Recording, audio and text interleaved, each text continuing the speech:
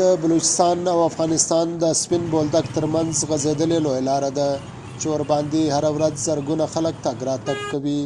د دې لویې لارې پر څنډه پښین سیمه ته څیرمه د افغان کډوالو سرانان پنډغالی یا کیمپ دی چې پکې د جوزجان، سرپل او نورو ولایتونو 50,000 افغان کډوال د مهاجرت شپې سبا کوي. په نړۍ کې دا وخت د پولیو چې کوم کیسونه وي هغه یوازې په افغانستان او په پاکستان کې دي. چون موږ افغان کډوال یو او اوسېږو د افغانستان یو، اوسېږو په پاکستان کې. دا ځوان په بلوچستان کې میشت د افغان کډوالو مشر دی چې په کمپ کې د پولیو وایرس په اړه د معلوماتو ورکولو لپاره یې د کډوالو غونډه رابللې.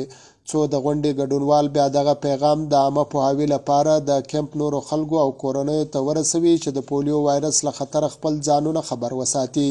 د کډوالو مشر ظاهر پښتون وی ډیوه ته وایي دوی وخت په وخت داسې غونډې جوړوي ځکه چې یو خو دلته له افغانستان څخه د خلکو تګ راتګ زیات وي، بل دا چې افغان کډوال د روغتیايي کارکوونکو سره اوږه په اوږه کومک وکړي چې وایرس په بشپړه توګه له پاکستان او افغانستان څخه ختم سي.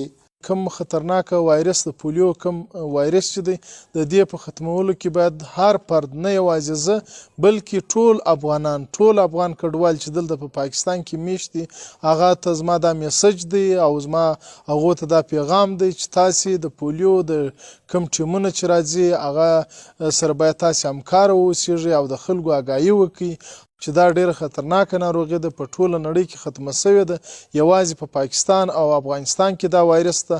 باید دا پیغام او دا میسج خلکو پورې ورسوي چې تاسې باید خپلو بچیانو ته دغه د پولیو څاڅکي یا قطرې ورکړي. د پولیو وایرس په اړه په جوړه سوې غونډه کې شریک او سپین ږیری محمد نوروز وایي چې پولیو یو خطرناک ناروغي ده. د پولیو څاڅکي ماشومان له دغه ناروغۍ خوندي ساتي ځکه دوی افغان کډوال له پولیو ټیمونو سره بشپړ کومک کوي. ډېر ښه مفاد دی، خلکو لیدلی دی انشاءالله. بیا چې بیا زموږ کلي ته راځي بیا دا کم خلک لکه دا موږ چې یو بیا ډېر کومک هم ورسره کوو. ور چاته وایي چې وروره دا ډېر مفاد شی دی، دا ډېر فایدهمند شی دی.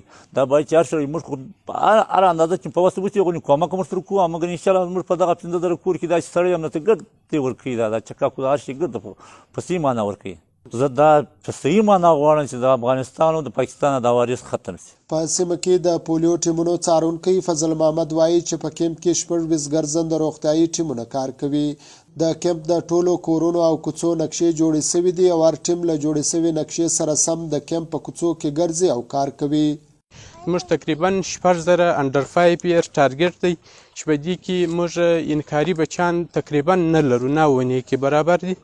ان ای په تیر کمپاین کې 1500 ان ای زموږ د ریکارډ شوه، هغه امدورفت د افغانستان سره دی، نو په دا وجه باندې ان ای بچیان لرو.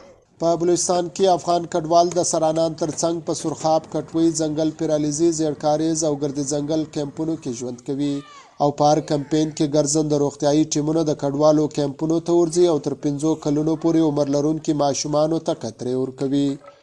رفیع الله مندوخیل، وایس اف امریکا، ډیوه، سرانان کیمپ.